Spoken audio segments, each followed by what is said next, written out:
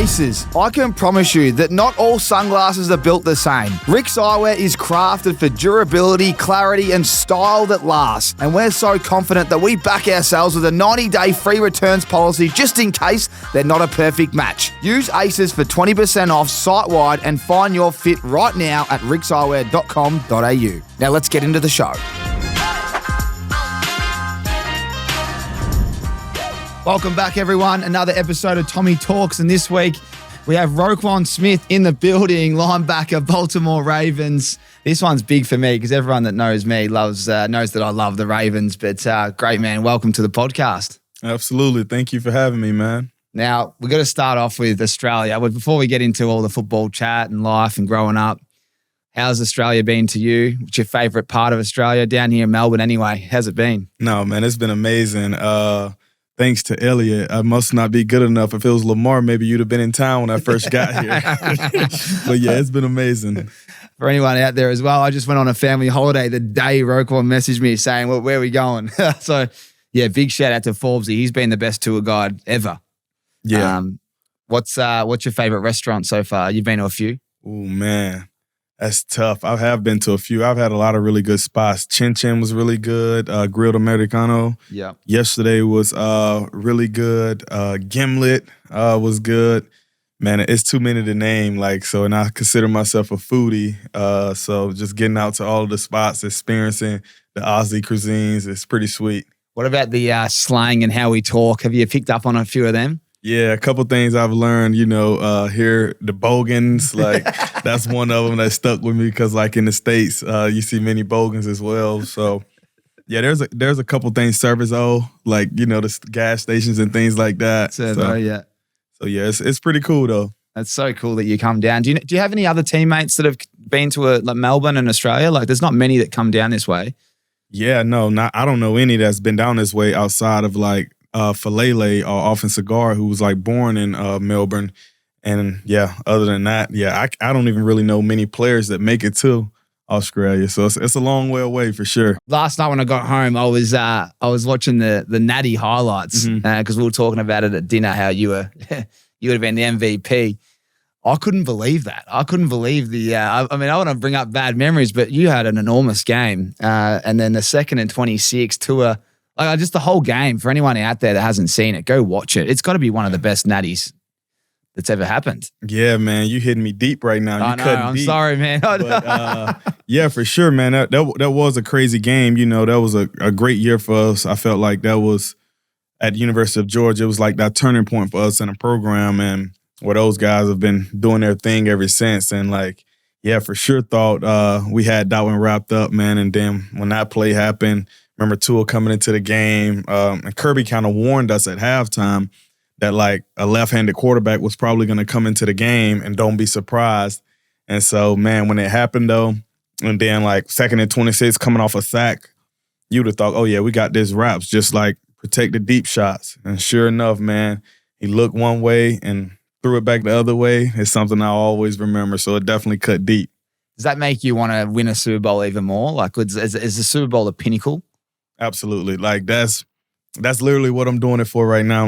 Winning a Super Bowl by any means necessary. So whatever it takes for us to get to a Super Bowl in Baltimore, I'm willing to do it, by any means necessary. Oh, I love it. Well, you were so close. Just talking about that game, for anyone that hasn't seen it, Georgia, Alabama, the players on the field, there was so many superstars. Do you want to just name some players that you played with at Georgia? Yeah, for sure. Think about it. Chubb, despite the injuries that he had throughout his career, one of the best backs to do it. And when healthy, he's one of the best. Michelle, first-round running back as well. You named the guy Swift, really good running back in the league as well. So you think about it, it's been a variety of guys. DeAndre Baker, cornerback. So it's guys for sure. Your defense was, I thought your defense was enormous in that one. What, did you review the game afterwards? I was just interested when I was watching it last night. Do you review that one or are you just going to move on? I never watched that game again. I never watched the full game of that again, which is crazy to think about. But yeah, I never watched that game again. So I've seen that play, but it took me a while to even watch that play because you'll see it on the TV sometimes and then you'll just turn away or whatever like that. So like, yeah, I've never truly even watched that game fully afterwards. I know exactly how you feel. I'm a bit like that with some big games that people know down here, mate. I've had a big moment in prelim and cost our team the final, but you don't watch the replay when you lose, do you? Absolutely. The other team, Alabama, like as we said, it's kind of strange, isn't it? I haven't seen many quarterbacks kind of, especially someone like Jalen Hurts, get told, sit out. Tua's going to come in and play the second half in a natty. That's crazy. Like when the coach told you that, they were kind of prepared for that. Yeah, absolutely. Like was kind of prepared for it. It's crazy that Kirby knew that right away. Like at halftime, I remember he was like, this left-handed quarterback from Hawaii or whatever. Don't be surprised he come in like a young gun or whatever. And we was like, okay, cool. I didn't know much about him at that point because he hadn't really played. So it's like our focus was Hurts. But it was what I credit Hurts. Like even though he did get benched that game, man, I still remember him on the sideline like happy as crap for Tua anytime he was making plays and like showed you that he was truly a team guy. So like hats off to him. But yeah, and it turned out, how good of a player Tua actually is and still doing numbers right now in the NFL. Yes, mate. Yeah, as I said, there was weapons everywhere, especially for them at receiver. I remember seeing like it was Ridley. They had Jerry Jeudy. I think Ruggs was there as well. Devontae Smith. Like they had so many weapons, and you guys played so well on defense. So it was again, I won't keep talking about it because it's going to kill you. Let's start talking about the NFL. Like, what's it like? Let's start when you grew up. I want to talk about when you grew up because there's a lot of people that listen to this podcast. Doesn't matter where they are in life, but talk to me about what it was like growing up, and then when you realized that maybe I can be a superstar one day. Yeah, no. So it's crazy. So I grew up in a really small town, like a town of probably like 1,000 people, like a very rural area in the South. So back in Georgia, and like it's a town of like with no stoplights or anything like that. So everyone knows everyone, and like it was one of those towns where it's like everybody in the community helps raise everyone in a sense like that. And like growing up there, you was taught like family, faith, family, football, things like that. And so it was like started playing the game at such an early age. I started playing at 6 years old.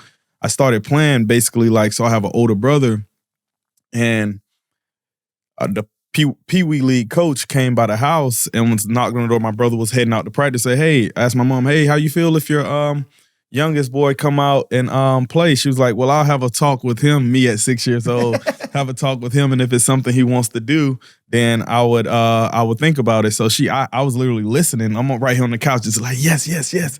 And then next thing you know, I was like, yes. She said, you sure you want to do it? And then the next day I went out there. So it was pretty sweet. And it was something that I always remember and cherish. And it's like, that's when I got introduced to the game, and something I always will love. What position were you playing back then? Back then, when I first started, so I was the bench when I first started, like or whatever like that, because I was like a lot smaller than all the older kids and stuff like that. Because my brother's like 2 years older than me.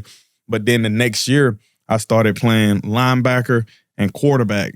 And then so it was basically like quarterback. I'm running the ball all the time. So it was basically the fake reverse, or just quarterback sweep right, quarterback sweep left, and then like just some defense just going to tackle the person with the ball. That's awesome. So yeah, did you ever sling it? Did you throw it much? It wasn't much, maybe like a 5-yard pass here and there, but it was majority just running. That's so good. So you're a linebacker from an early age. That's probably why you're such a good linebacker. It's starting so young. Absolutely. And you always love tackling? Yeah.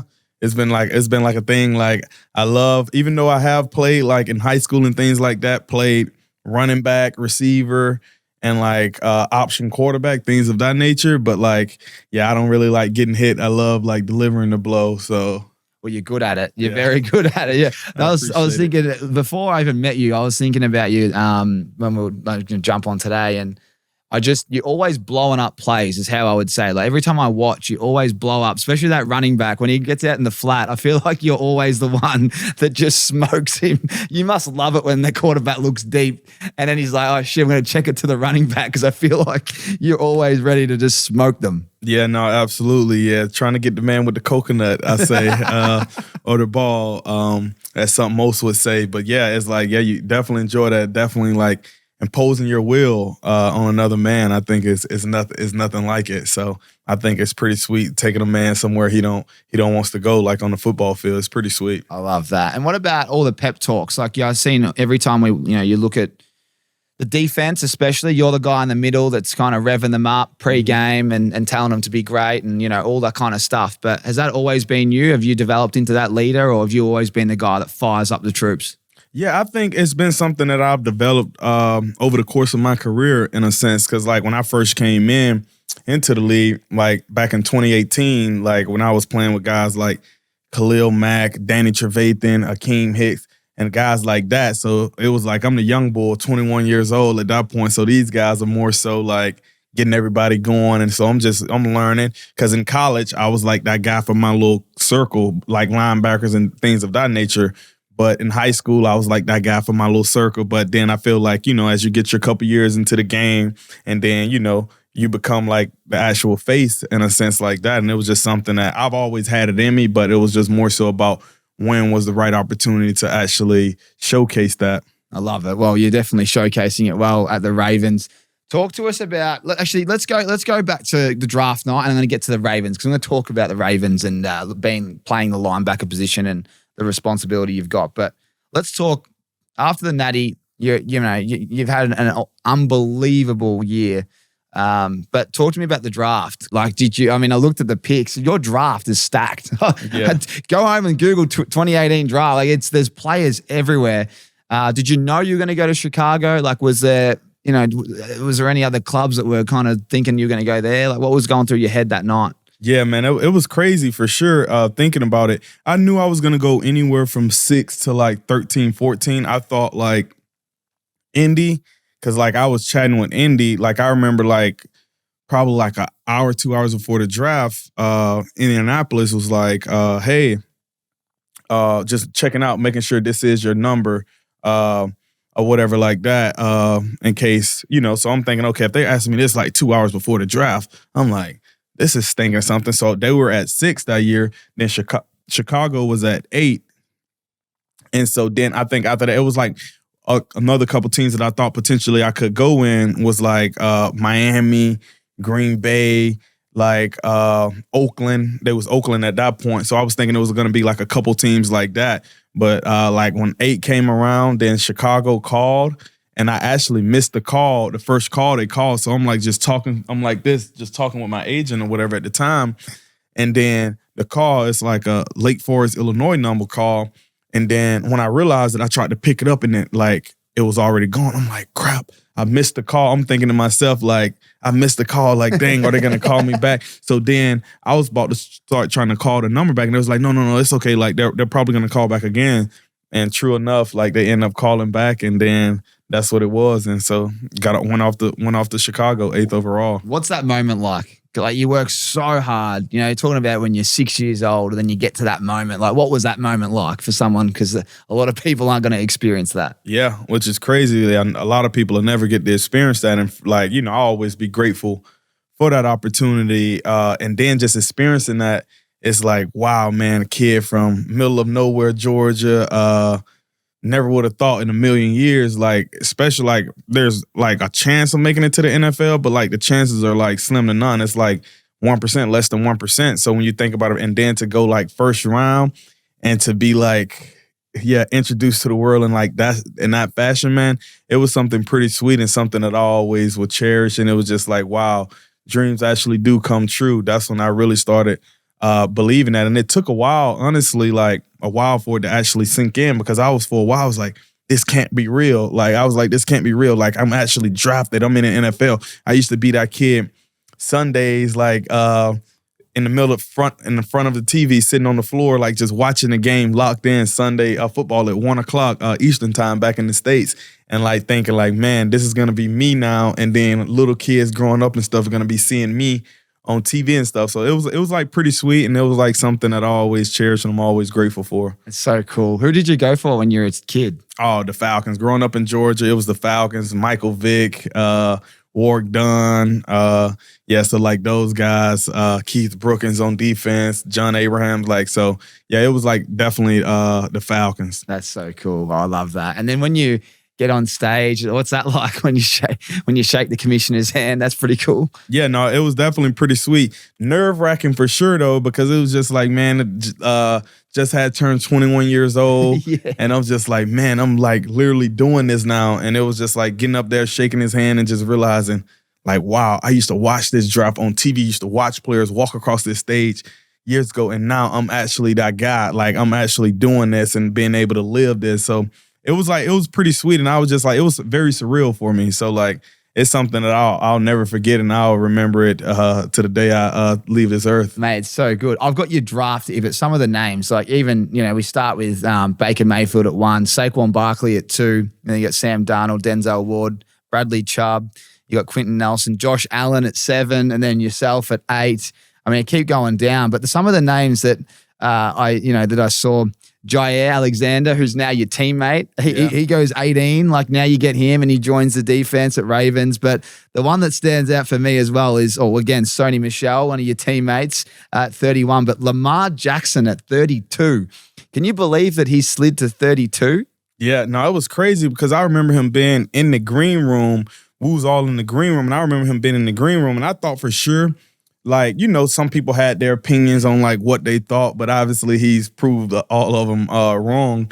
And like, I thought he was for sure going to go mid first round, something like that. Cause quarterbacks like normally get drafted like a lot higher and the stuff. And like, in that sense, but then when he was slipping, like I remember when I went up there and I got drafted, I came back down and then I still see him in there. And at this point, it's like, pick 16, 17, things like that. And then once I'm starting to leave the stadium or whatever, the draft is still going on, and like he hasn't been picked yet. I'm like, wow, like because I used to watch the guy highlights like at Louisville and whatnot, and like the dude is electric, as we all know, and doing the same thing in the league, making a lot of really good players look not so good in a sense. And so I was actually shocked by that, but like he's definitely showing everybody how they was wrong.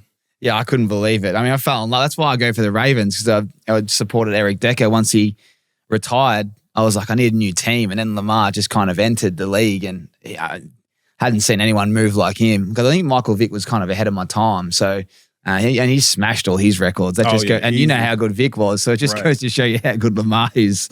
Let's start with Chicago. Like, what was it like being, when you're a first round pick, they are expecting you to change, everything, especially the fans.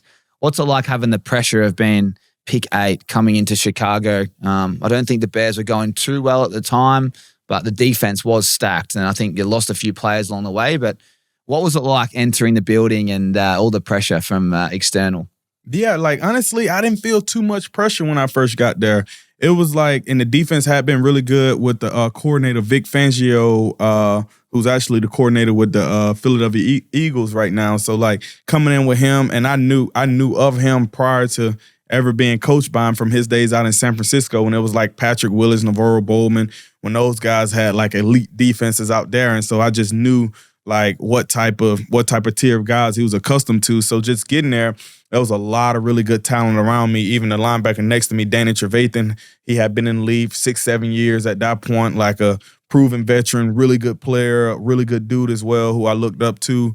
And I had a really good defensive line in front of me as well, and like had all Pro Bowl cornerbacks, and as well as like safeties and stuff. So it was like, and then Pro Bowl nickel as well. I remember Bryce Callahan. So it was like one of those things where it was just like an easy transition in a sense where it's not much pressure was on me because it was just so many other people around me. So it wasn't like at number 8th overall, you're normally coming in like, okay, I have to do a crap ton. But it wasn't that way at all. And so came into a really good situation. And then midway through the I think start as the season started approaching, then they traded and got Khalil Mack. And so then when he came, it was like, wow, like, and like having that piece to the defense. And like at that time, he was like, I would say the best defensive player in football at that point. And so like it was pretty smooth, and I was very grateful for the guys that I was able to play with there because like they made my job a lot easier.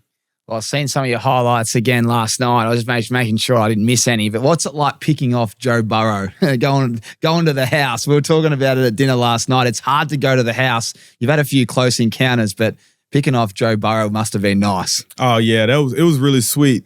I was in Chicago then, so really never got to play Cincinnati. Now in Baltimore, it's a little different. But like, yeah, I remember that game. I vividly remember that game.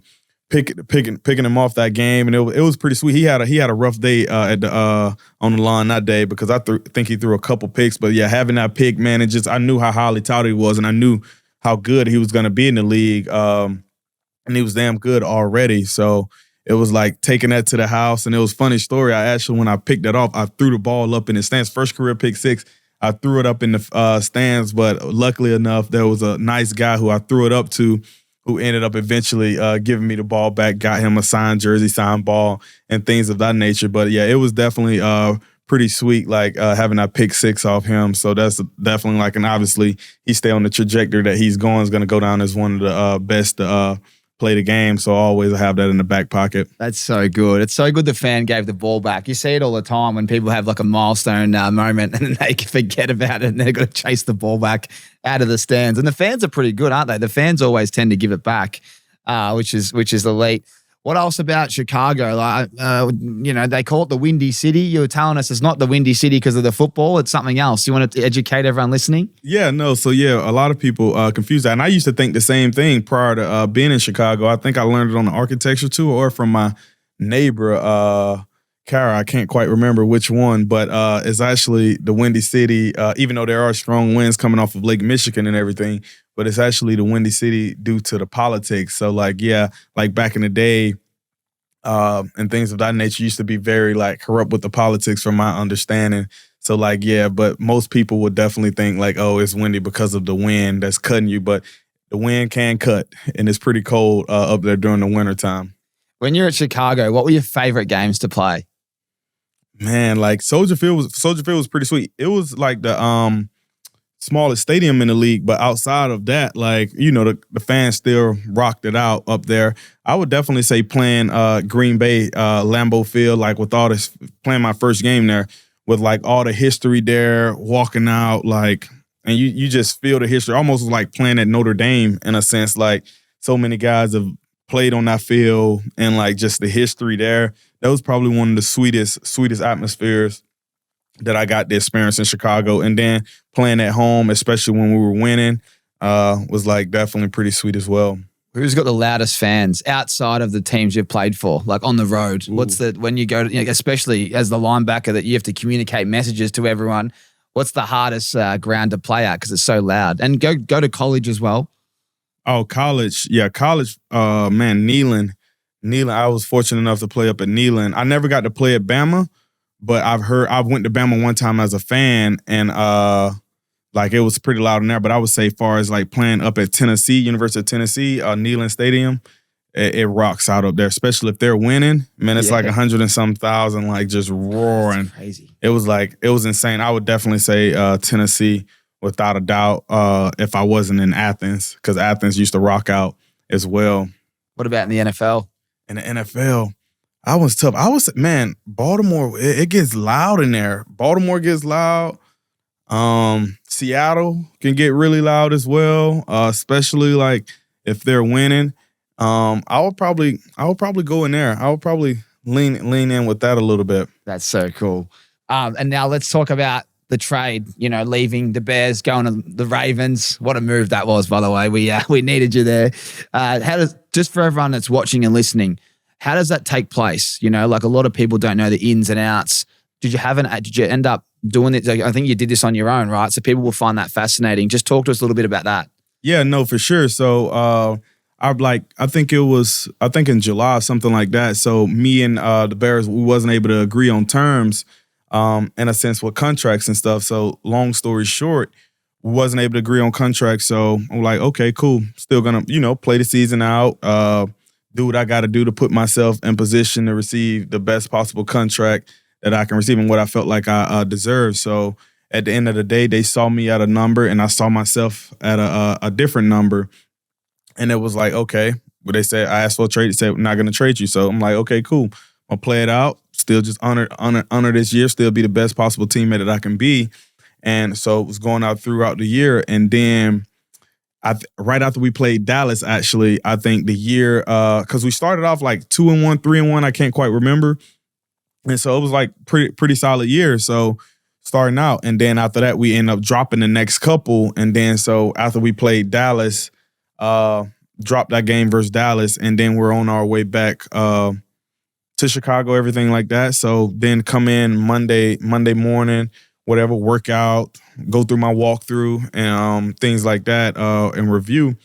And then after I finish up all of that, I was like hanging around at the facility for a little bit because I was gonna head over to my bodywork lady Sarah, and like who I normally would see like every Mondays. And so, okay, I was killing a little time, and then as I'm leaving, the guy who's like assistant to the GM said, "Hey, GM would like to see you upstairs." And I'm thinking to myself, like, GM want to see me? Like, I'm not quite sure. Like, okay, I'm wondering what this about in a sense, because like I know he said we wasn't like gonna talk, we wasn't doing really any discussions until like in the year. So I'm like, okay, cool. So I was just thinking, oh, are we about to do some contract talks or whatever like that?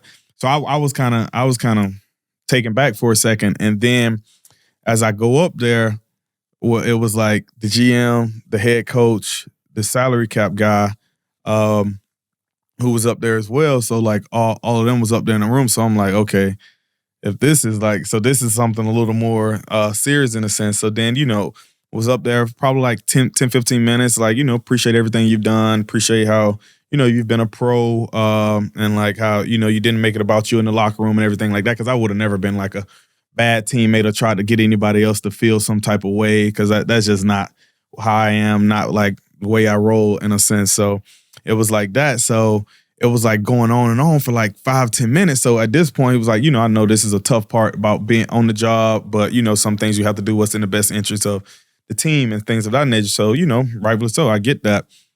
And so probably it was like in there for like 8-9 minutes.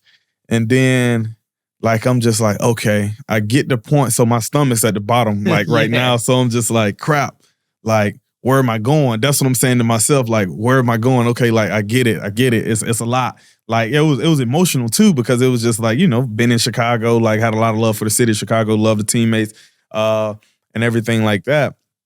So eventually it was like, okay, because I'm thinking in my head, like, where am I going? Am I going to New York, Green Bay? Like I had literally no idea like where I was going at all. I heard talks about like random places and things of that nature, but like it wasn't something that like I actually knew. So then he eventually said Baltimore. So then I'm just like, Baltimore. I'm saying to myself, Baltimore, man, I only been to Baltimore one time. And that was like the visit the Ravens like coming out. So I'm just like, I have no idea about Baltimore. I'm like, I did know Lamar was there, and I knew that they was like a really good team, you know what I mean, from that perspective, and had played them like a year prior. And then I'm like, okay, Baltimore. Like, and then after that, I'm like, okay, cool, Baltimore. So then after that, pretty much was like, yeah, just have to sign these papers and everything like that. And then we'll head on out. And after that, so it was like, okay, cool. And then thank you guys. Appreciate you guys. Wish you guys all the best. And so as I'm leaving the facility, like I go down in the locker room. So I'm like, okay, let me at least grab some of the stuff from my locker that I would like actually need in the meantime. And then there was a couple other teammates still in there. And I was like, oh yeah, appreciate you guys. I'll catch up with you guys, man. I just got traded or whatever like that. And then it was like, what? And I was like, yeah, bro, just got traded going to Baltimore or whatever like that. So the guys couldn't believe it. And my guy had got traded, one of my really good guys, Robert Quinn, ended up getting traded like a couple weeks prior to that. And it was actually I got traded on Halloween. So it was like your day. Yeah, the day. So it was like that. And then so then I got in the car, like I got my stuff out the locker. I went through the cafeteria to speak to the people in the cab who I really cared about, really loved there in Chicago. Great people. Like made sure you had everything that you possibly need in order for success. Make sure you're fueled up the right way in a sense. So went there to wish my farewell to them and things of that nature. And then went out, got in my car, and then literally as soon as I get in my car, I'm getting a call I call my people, family, and everything like that.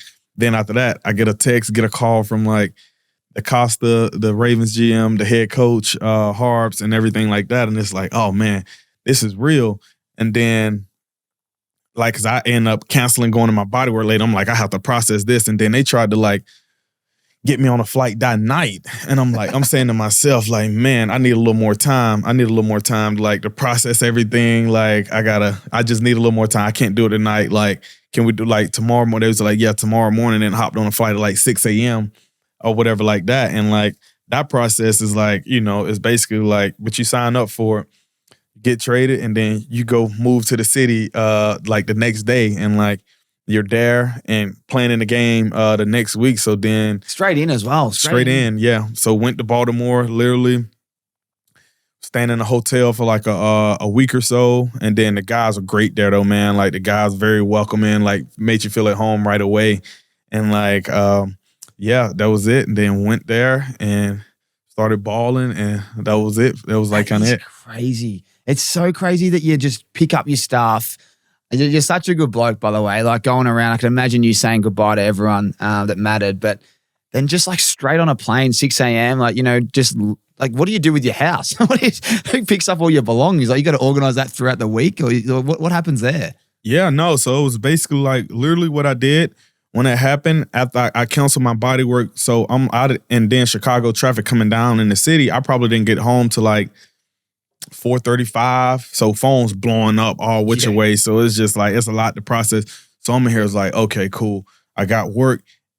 I got to get down there. I got to pack a bag. Okay, like if there's a dinner or something, let me have a pair of jeans. Let me like do something like what do I need football-wise, work-wise. So did that. And luckily, I had an off week. I looked up the schedule, and Baltimore had an off week the following week. So then it was like, okay, have an off week the following week. So I'll be able to just pack something up for a week, and then I'll be able to come back and kind of get my stuff together, everything that I would need for the next couple of months. Because at that time, I didn't truly know how long I was going to be in Baltimore. I didn't know if it was a half-season rental or whether I was going to be there for the long haul. And so had that week, went up there for the week, and then came back after we had the off week. We played on Monday in New Orleans, and then like I think Tuesday or Wednesday, I ended up coming back to Chicago, packing up my stuff more then, and then end up going to Baltimore back on that like Saturday or Sunday. And then it was just like, okay, now I at least got way more clothes, and now I can like just be a little more comfortable. And like, yeah, so it was like that, but it hit you quick. Yeah, it certainly would. I can only imagine it. Who were your boys when you rolled in? You said you knew Lamar, like same draft year. Was he like one of the guys that you gravitated to?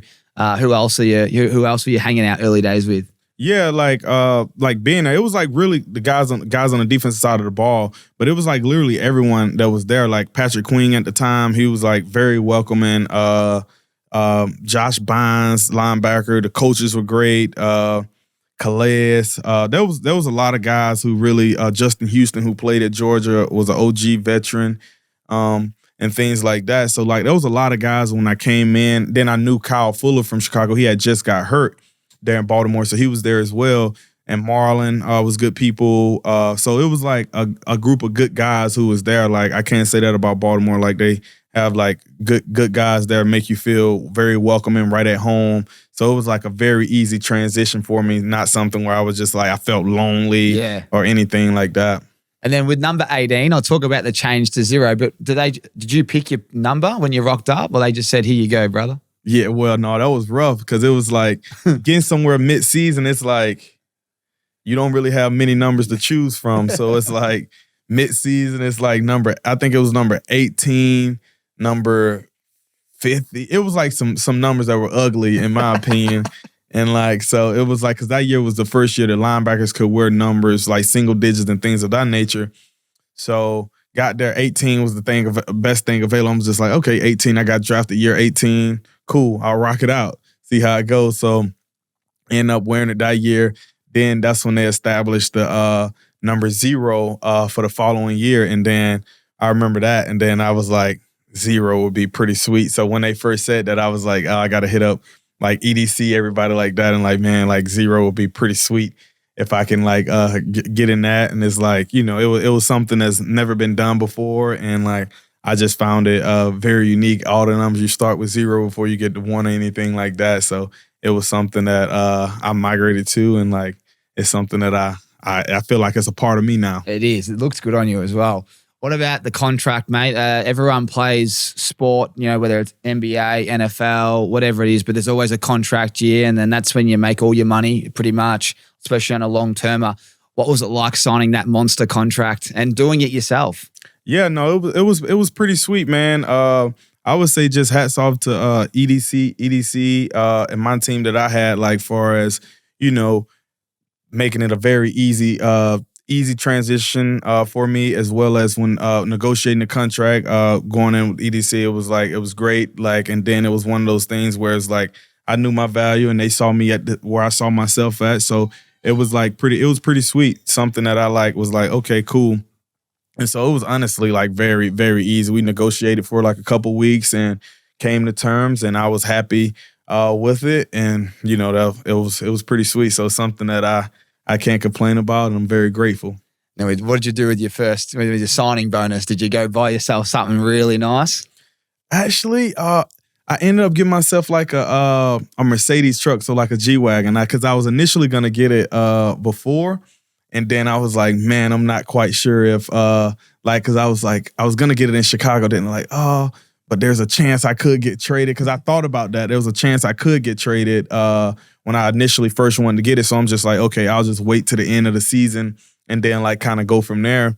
And then so I ended up getting that Mercedes truck or whatever like that. And that was something that I it was something I had always wanted, like the G-Wagon. I love the photos where, when you sign your contract and they put you in there and you look up. That must be the coolest photo. I mean, everyone gets one of them. Sometimes when they're just getting 1 years, but when they get a max contract like yours, it's awesome.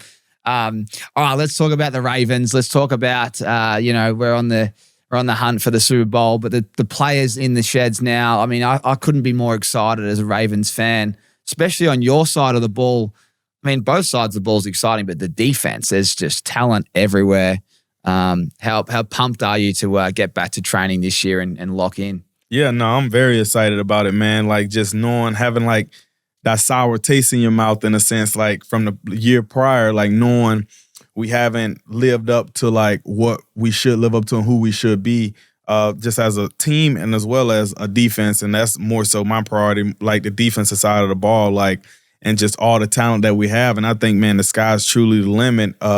Just about staying healthy and actually going out and imposing our will, and just being a bunch of crazed dogs, got cats that people fear and don't want to see on a weekly basis, and just having that and actually playing like it as well, and just never and getting a shit ton of more turnovers, needing that, and just playing like a brand of football that nobody wants to see and no one else in the league is playing. I think we have all the pieces. Well, I know we have all the pieces for that, and it's just about going out week in and week out and showing that and proving it, play in and play out, and never accepting anything less than that. It's well said, and I'd imagine when it gets cold, which is when the business end is happening, it would suit Baltimore the way you guys play as well.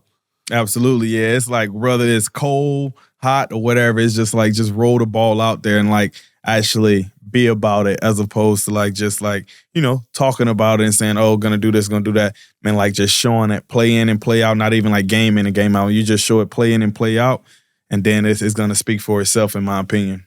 I want to talk about the linebacker position, because and dumb this down a little bit, because Australians, they have a good education around the game, but everyone could do with some help. But as a linebacker, when you come off the ground, what stats mean the most? I saw there's total tackles, there's assists, there's sacks.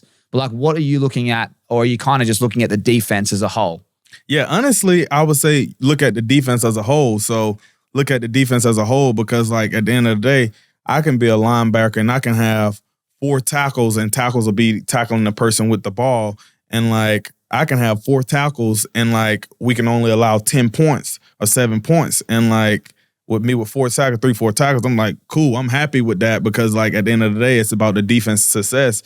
But as a linebacker, you definitely want to get as many tackles as you can, tackle the person with the ball, play in and play out. You want to force turnovers, and turnovers are basically interceptions. So you catch the ball from the opposing team, the offense, or forcing fumbles, getting the ball out by any means from the opposing team, whether that's scripting the ball out, whether that's punching the ball out, whatever the case may be. So being able to do that, And I think just like dominating, getting you a couple big hits, and like, sacks come here and there, like depending on like how much you blitz and stuff. And sacks are basically like when you sack the opposing team quarterback if the quarterback is in the pocket and then he has the ball, and you basically tackle him while he's there with the ball still in his hand.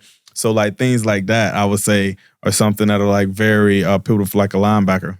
When the quarterback's got the ball now, because you've got to be so careful. They call flags if you get them a bit too high. Is it hard as a linebacker because you've got to hit them at pace, but you also can't hit them too hard because they do call the flags a bit more than they used to. Yeah, no, they're definitely protecting quarterbacks, and they know quarterbacks sell the tickets, at the end of the day. So, but like myself personally, like legally, anytime I can get one, I don't get sacks as much, so that's more of like the OLB's D line. But like anytime I get a chance to like get a nice hit on a quarterback, I'm gonna do it. Like really anybody, if I can like try to wipe them within the rules, I'm gonna do it, and I'm sure they will try to dice me up the same way, all within the rules. You've sacked some unbelievable quarterbacks. What's been your favorite sack? Oh man, that's pretty sweet. I've gotten some good sacks versus some guys. I've gotten Brady, obviously with the Hall of Famers, you think like that. Like I've gotten Brady one year when I was in Chicago. I've gotten Burrow before. I've gotten a couple cats. Big Ben. Yeah, I saw Big Ben. Big Ben, man. That was a big cat, man. Like, and then like I don't know how much he weighed at that point or whatever. This is like later in his career, and then like he had the real protector on and everything like that. So this cat, man, I remember like going in and trying to tackle him. I'm like arms couldn't like all reach around, and I'm like, man, this is a big dude. So or whatever like that. So you definitely had to bring your lunch with you on a day like that. That's great. You bring your lunch with you.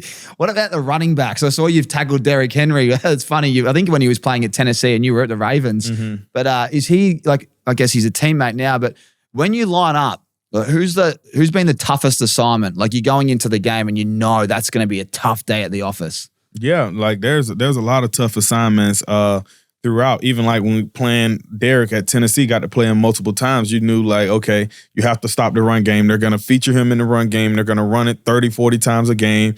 And it's like line up, smash my football, now stop it. So like that, like, when that's coming, so you can prepare yourself and like, but sometimes even knowing that's happened, you still sometimes can't stop things like that. Like, and there's like a lot of really good players that I've come across throughout the league. One that I think was like very underrated, who I used to was this guy before he got hurt with like a neck injury, was this guy named Chris Carson. He was a running back for Seattle. Yeah, he was a beast. Man, he was a beast. And like when I tell you, like when I first came into the league, like he was the first back that I really like was like, wow, man, this guy's actually hard to tackle in a sense like that. So I thought he was very underrated. And then you got a lot of good backs a lot of really good contact balance, the Kamars, the McCaffreys, the different guys like that. So it's a lot of really good backs across the league, and it's just about going out there and doing what you have to do to make sure you eliminate how much of a threat they are to you. What's the biggest hit you've laid in college or on TV? Something that we can clip up. What's been the biggest hit that you can remember laying? I think in college for sure was probably this hit on this quarterback out of Mississippi State. Oh, I can't remember. What was this? He was number 7, Mississippi State. And I remember he was from Georgia. Fitzgerald, I think, was his last name. I can't quite remember. I think Fitzgerald was his last name, though, out of Mississippi State. Like when we was playing Mississippi State back at home in Athens, Georgia, it was just like on a delayed blitz or whatever, and like went through, and like, yeah, that was like probably one of my biggest hits. Break down the play for me. What do you remember? I remember basically, so it was like a 3-man rush turns into a 4-man rush if it was a pass play. And literally when it delayed, okay, I seen that it was a pass, and then I went through, and then it was like it opened up, and I just took off running full speed. And then he was sitting there, and he looked like, I don't know if he saw me or what, unless he was just trying to stand firm in the pocket, and then end up trying to throw it to someone. And then I went right there and like I tried to take out his midsection, like right here. It was like it was pretty sweet. You'll have to look that one Yeah, up. we'll get it up. I could just imagine him going on the ground. You would have been loving that. Yeah, that was a big one. All right, let's talk about the linebacker and your responsibility at the Ravens. Like, you're the skipper down there. You are receiving all the messages from the sidelines from your defensive coordinator, I'd imagine. What's it like having the responsibility of the signals and then having to relay that and communicate that to all your teammates? You talked about relaying it to Kyle, but just break that down for people in simpler terms so they can understand and kind of visualize themselves in your headset for a moment. Yeah, absolutely. So basically, before the play starts, so I have a headset in my helmet, and the defensive coordinator actually, so within the headset, he's like, okay, he tells me to play, gives me like the personnel that the offense is in. So the personnel will be, okay, how many receivers, how many tight ends, how many running backs that they have out there. And so he'll then tell me to play based on, he'll first tell me the type of defense that we're going to be in. Is it going to be a defense with 5 defensive backs like DBs, cornerbacks, safeties, and things of that nature? Or there's going to be 4 DBs and maybe an extra D lineman or something like that. And that's more so for like the run and things of that nature, depending on what the team likes to do out of certain personnel groups. And personnel groups is the amount of receivers or tight ends and stuff.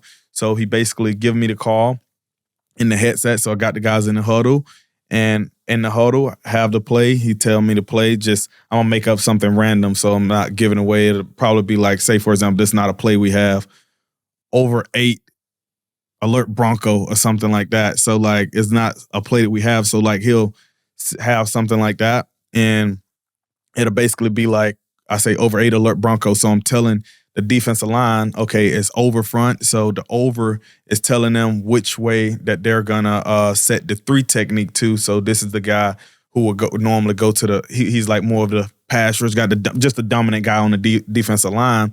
He's going to go more so to the tight end side. So it's telling him what to do. And the 8 part could be like, oh, the coverage that you're in, and then just say alert Bronco or something. That would be like an alert that you would have based on if the team do a certain formation. So once I have the thing in my headset, I echo it to the guys. Then I say echo it to the D-line, have my other linebacker. I have Kyle try to get it to the DBs and things like that, because a lot of cornerbacks don't like getting back to the huddle and things of that nature. So he's a really good communicator in that aspect. And then whoever else at linebacker try to help me get it to the D-line.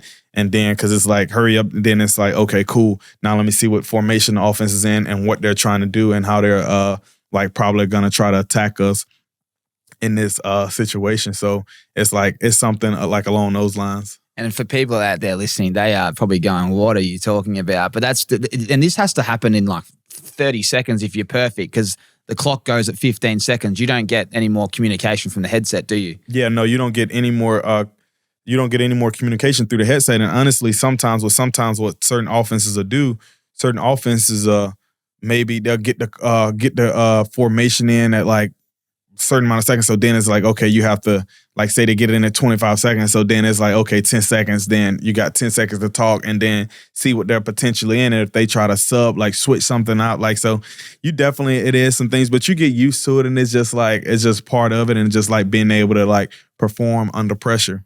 I was going to say, like, that's why I guess all the experienced quarterbacks, they can just change plays. They're waiting to see how you're lined up and then they change it. This is why we love it. It's like a chess match. Yeah. Absolutely. What's the hardest thing about being a linebacker? Honestly, I don't find anything like you're basically the jail to the entire defense. So everybody is like depending on you in a sense. So like it's like, okay, cool. Because it's the defensive line in front, then it's the linebackers, then behind you it's the DB secondary. So it's like you kind of like the middle. So it's like, okay, you're making, if somebody in the D-line maybe mess up or something, oh, you gotta maybe make them right. Oh, maybe if there is something like intermediate or kind of deep sometimes too, as a linebacker, you have to be back there in that area. So it's like, I think it's like just having to be all everywhere, and like you having to be the guy to just like keep everything glued together. But it's something I take pride in personally, and like, love doing it. And it's like dream come true for me. So, I always remember that. So cool. How many more years? What's the perfect amount of years in the league for you?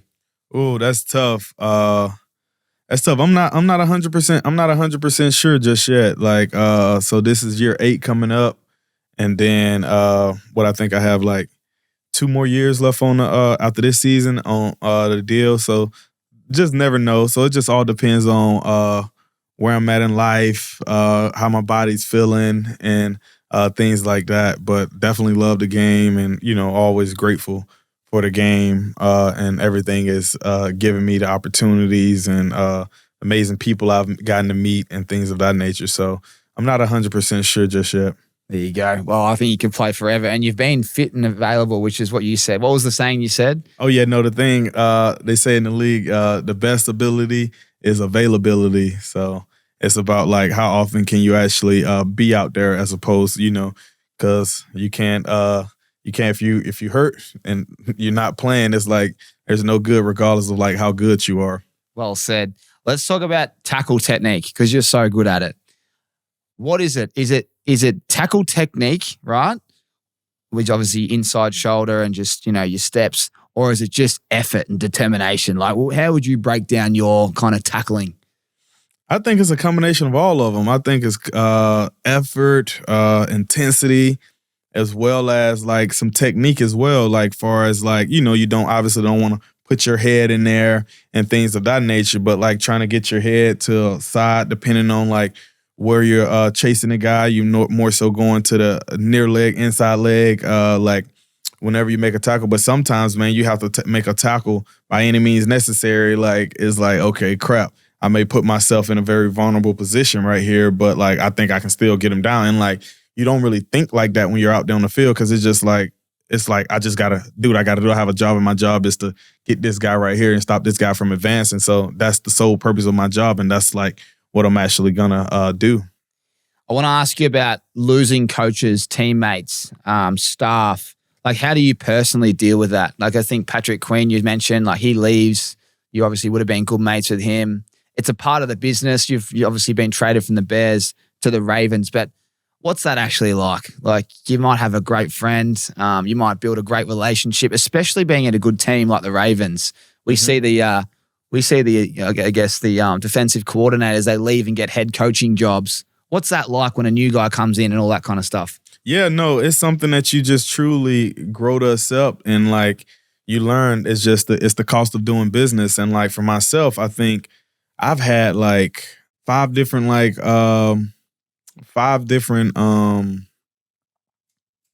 position coaches since I've like been in the league. I'm sure like probably 5 like defensive coordinator, 4 or 5 defensive coordinators. So, and then like with the teammate stuff, it's just like something you grow to accept, and you just like, okay, this is what it is. And like also like, the NFL, as some would say, like stands for like not for long in a sense. So some guys will be in there like a year or so, year or two, and then they're out looking for another job or something like that. So like it's just something you grow to accept and just know, hey, this is what it is. But you still don't try to let that get in the way of like relationships, despite the circumstances that are surrounded by that, far as like, oh, this person may not be here next year, so maybe I shouldn't get as close with this person. But you can't think like that, because life is for the living in a sense. So it's more about like in the moment, engaging, and actually, okay, this could be something that you can cherish for the rest of your life in a sense. So I think it's more about that, but it definitely sucks sometimes, but you just grow to accept. And what it is I look at it as life, because it's just accepting life for what it's worth. You got great perspective, man. I love that.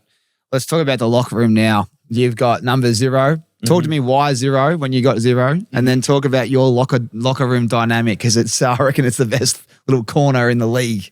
Yeah, no, yeah. So the 0 is pretty sweet. Like I was saying earlier, like it's like before you get to any number, it's like 0, start of new beginnings. Like it's like where you start before you get to 1, you right there at 0. And I think it's just a sweet number myself, and like the first to ever do it.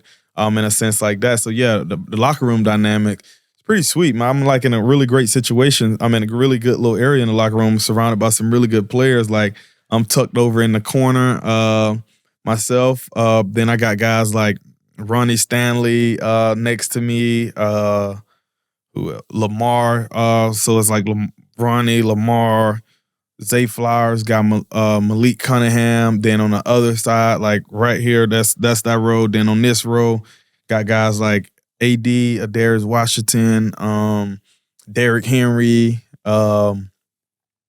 Trent Simpson's right down there as well. So it's like got some guys that that's definitely around me, like in a little area that's got a lot of nice little talent for sure. I got to ask you, two of my favorite players on offense, Lamar and Derek, and love Zay as well, but I just love those two. Yeah. What's Lamar like? He looks like an absolute champion. He gets around the community, always see him doing some cool stuff. He's obviously been paid now. He can look after everyone, but I've just followed him since the start, and he looks like such a humble, nice guy to be around. What's he like in the locker room? Yeah, no, he's a real good dude, man. A guy you would definitely want to get behind. Like, just no homo. Like, I gotta say, we say that over that way. Like, get behind, like a guy you would want to follow. You know what I mean? Yeah, a guy you would definitely want to follow, and like a guy who, like, is generational talent when you think about it from that perspective, but like real down to earth, humble, like really chill dude, like always want the best for each and every person. So like, and when you're surrounded by a guy like that and just knowing how he roll, like a real dude. So, I got nothing but respect for him, and like always will, and always, had respect for him. But then once you got to know him a little more, like being there next to him close up in person, it's like, wow, man, this is like this a real ass dude. So like, you respect that. I love that. And what's it like when you when the Ravens signed Derrick Henry? Makes your job a bit easier knowing you don't have to tackle him on game day. But what's it like having him in the locker room, and you see some crazy training workouts during the off season? Just talk to me about him. Yeah, no, that guy's he's on a different level, and like the way he works out, man. I be seeing some videos, like a lot of stuff he be doing. I'm like, there's no way in this world that I can do like that type of workout or anything like that. Like, he's a beast, really good dude. He's real quiet though. Like, he's a quiet dude. Stick to himself, bust his tail day in and day out. Never complain, and just always about putting his hard hat on and then going to work. That's awesome. Just gets business done. Yeah. Who's the larrikin in the locker room? Who's the guy that fires everyone up? I can imagine it's probably Marlon. Marlon's a jokester and want to record everything. He's that guy there, wants everything on video. So I'm sure when that guy's done, and when he's like, when he's hanging up like the type of files and videos he's gonna have, man, it's gonna be like, wow, like some of the type stuff. So I'll be interested to go through his camera roll from like the locker room, road trips, and things of that nature, because I'm sure he got things on there that people like forgot about or didn't even know existed. When you win the Super Bowl, you can look back at that and little documentary of a feature in half those videos for Absolutely. sure. He should definitely probably think that like a documentary of like with his career being a Raven and things like that, and winning the Super Bowl. So that would be pretty sweet. All right, I got Tommy's 10 here. I hope it's 10 questions. I did this last night. You ready? You can kind of go quick fire, or you can answer them if they require a longer answer. Best individual game you've played on TV so far? I'll just give one. I'll just say Notre Dame maybe. Okay, beautiful. We'll get that up. Biggest hit you've laid in your career so far? You've already answered that one. Yep. Coolest thing about Australia?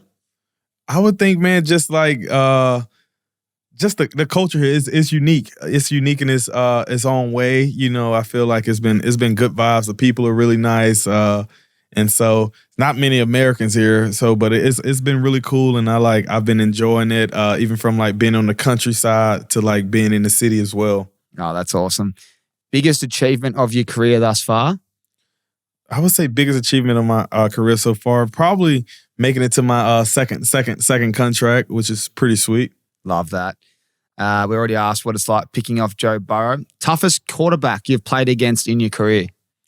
Man, there's a lot of really good quarterbacks. I would say prime Aaron Rodgers.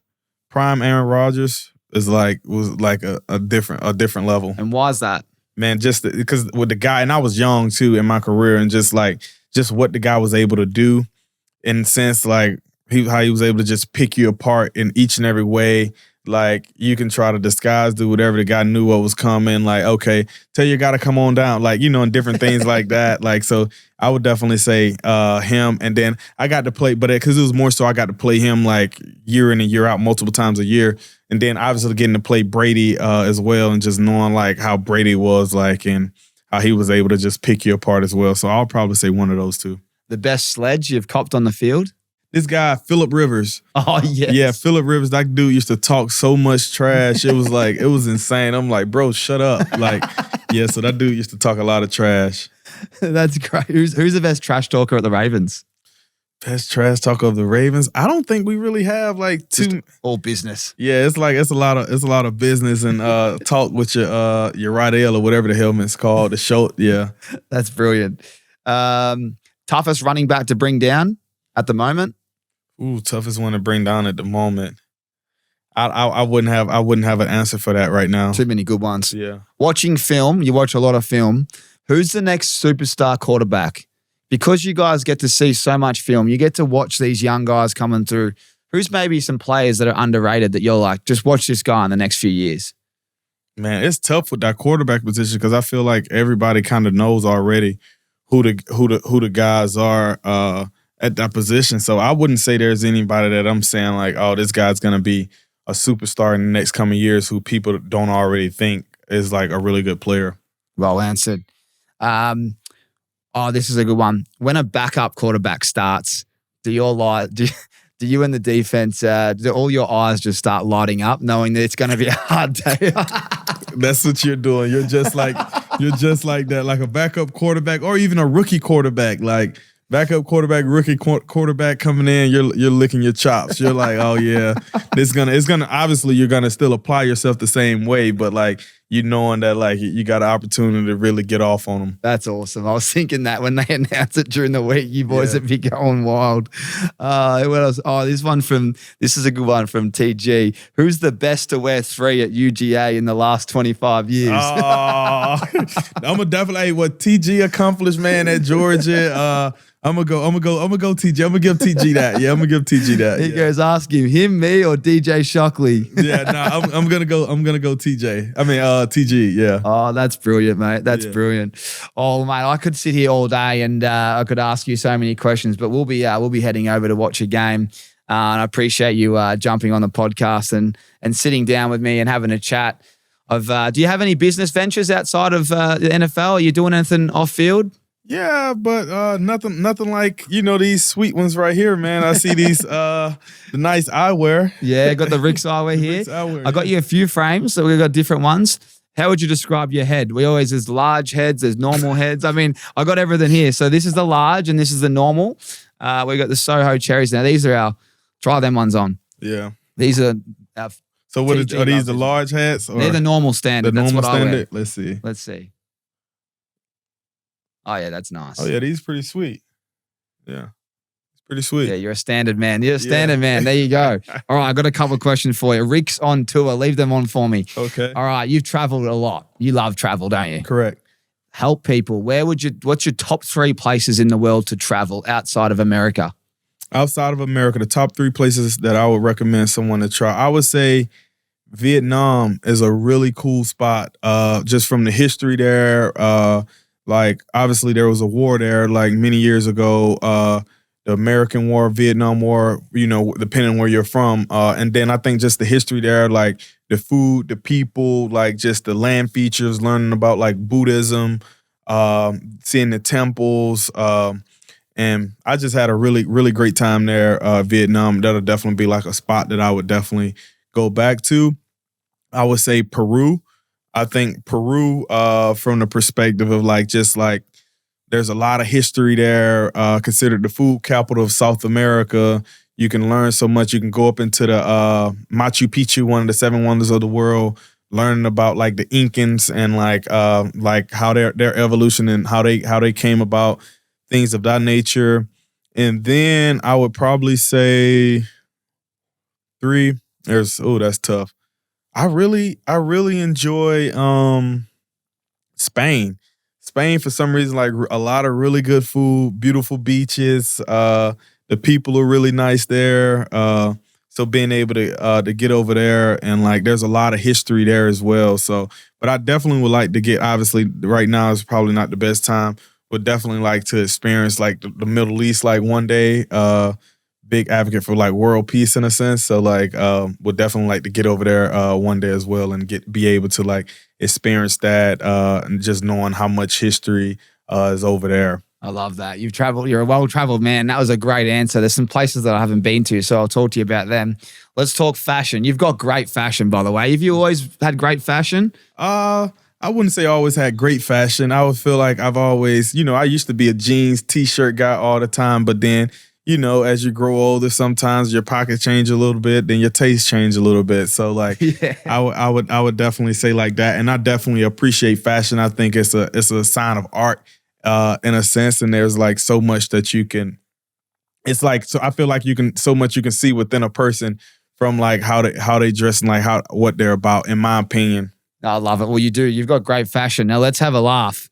Okay. If we send this, I'm going to send you some more sunglasses when you go back to training camp. Who's the teammate that needs some help with their fashion?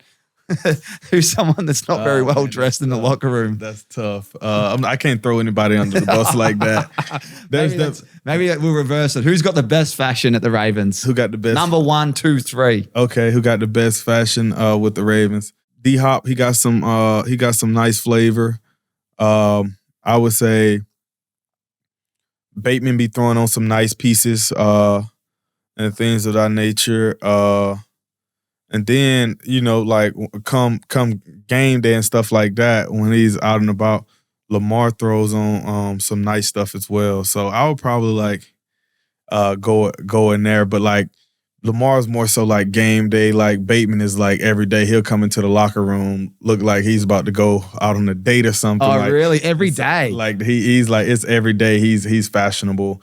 And D-Hop I've seen from afar some of the great style that he's got. So I would probably say those guys. I'm trying to think if there's anyone else in there. It's a lot of effort, isn't it? Like, oh yeah, because I see you suiting up on in an away game. Like, it must be annoying kind of wearing a suit on the plane. Oh yeah, no, I don't really wear suits too much. Like I used to, but like wearing a suit, but like you definitely like fashion is kind of like, they say you feel good, you play good. So like more of like a vibe like that. Do you have a stylist or you just go yourself? Yeah, no. So I work with this lady who like in season and whatnot. So she's been doing a great job for me and whatnot. So I collab with her a good bit in season. That's awesome, man. That's awesome. All right, a couple more before we wrap up because I've got a few questions from the Aces. We made sure we put a little photo up. So let's go to the best questions here.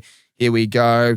We've got one from the 100K boys. What is the mindset in building about finally getting over the Chiefs and playing in the Super Bowl? I think we just got to do it. Can't have self-inflicted, not even the Chiefs, Bills, or whoever the case may be. Like at the end of the day, it's always about the Ravens, always will be about the Ravens. And like I haven't, as a Raven, since I've been here, a team has never just truly beat us. We've always beaten ourselves. So it's about not beating ourselves, not having self-inflicted things. And then on the defensive side of the ball, just like forcing more turnovers. Obviously, it's a lot like easier said than done. Like, you know what I mean? But we just got to do that and like be who we are all the time. And like that's the gist of it. Love that, man. Griff Logue, our man. Favorite player from another team you most like to watch? Favorite player from another team that I most like to watch. I really enjoy watching.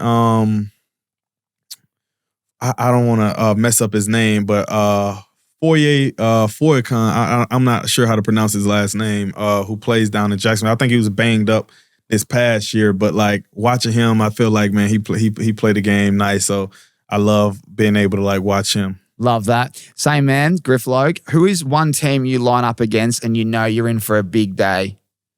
I think, man, anytime you're in the AFC North, any of those teams, the Steelers, Bengals, like anybody, Cleveland even as well. Yeah, they always find a way to fire up, don't they? It's always you're going to fight. And then obviously, you got the AFC powerhouses with like, the KCs, the Buffaloes, and things like that. So, you're going to be like that. Also, another player that I really enjoy watching is Levante David. I have a lot of respect for Bobby Wagner, but like, and think he's like one of the greats, obviously Hall of Famer, but I think Levante David, I really enjoy watching him too. Who's the most difficult quarterback in the league to sack right now? If he got some space, Burrow, Mahomes, and like obviously like not playing Lamar, so not having him in there. What was your reaction to losing Patrick Queen to the Steelers? I knew he was probably going to end up going somewhere, but I didn't think he would have went cross-time rival over with Pittsburgh. Then they end up getting Malik Harrison this year as well. So like, but yeah, I'm happy for him. He got a nice payday. So at the end of the day, it's about, creating that wealth for your family and going somewhere where you feel, where you can be the best version of yourself. And what do you think of Aaron Rodgers to the Steelers? Are you looking forward to sacking him this year? Yeah, I would love to get him. And then I think what he said, like this will probably be his last year or whatever. So it'll be pretty sweet to get a couple sacks on him in his last year. And I'm sure he's probably thinking it'll be nice to dice up the Ravens in his last year as well. So should be pretty sweet. But I'm excited. Got a tremendous amount of respect for him. I love that. Well, man, I can't stand the Steelers, so I hope you sack him 5 times. I hope you pump. I hate the Steelers. I don't know what it is. They just don't play a nice brand of football. But they always in the game against the Ravens, aren't they? I don't know why. They just never leave us alone. Yeah, they play a brand of football that's like they play a nice brand of football. I got a lot of respect for Mike Tomlin and what he's been able to do over the course of his career. Always going to be a physical team, and it's always gonna go down to the wire. I got one last one. Super Bowl on the line. Would you rather Lamar Jackson with the ball, 4th and 5, or on defense, 4th and 3? I'd rather be on defense. Every time, like, I want that pressure. Pressure either burst pipes or make diamonds. And I used to say years ago, I'm in the diamond making business. So it's like, it's more about that. So I would love, got a lot of respect for Lamar. I know he'll be able to get the job done as well. But, I love that pressure from the defensive side. And, any person, you should want that. That's so cool. Well, there you go. Everyone tuning in. Roquan Smith, linebacker, Baltimore Ravens, one of my favorite players. And plays for my favorite team. I got me Ravens jersey there. Hopefully get you to sign that. But to everyone that's listening and watching, they will be saying thank you so much for jumping on the podcast, mate. It's been an absolute pleasure getting to learn a little bit more about the linebacker position, having you in Australia. I'm not sure where you're going next. We'll make sure we look after you. And if any of the boys want to come out this way, we'll make sure we look after them as well. But thanks so much for jumping on, man. Appreciate it so much. And appreciate everyone that tunes into this podcast. Send this to a mate that loves the NFL. They'll love this one. Hit subscribe and we'll see you same time next week right here on Us American Aces. Thank you.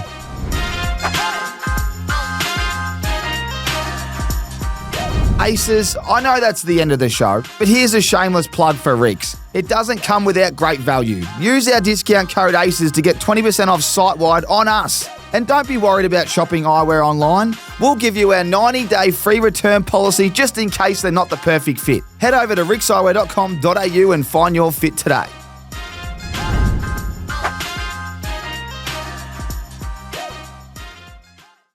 We got a code red. The egg has flown the nest. We have lost Alpha. Not gonna happen, buddy. Now that's built different, just like the PointsBet app. This season, try PointsBet's NFL Bet Tracker. Bet on NFL markets like passing yards or receptions and follow them live in the PointsBet app. Damn, you're strong. That was a close one, mate. PointsBet. Built different. Imagine what you could be buying instead. For free and confidential support, call the number on the screen or visit the website.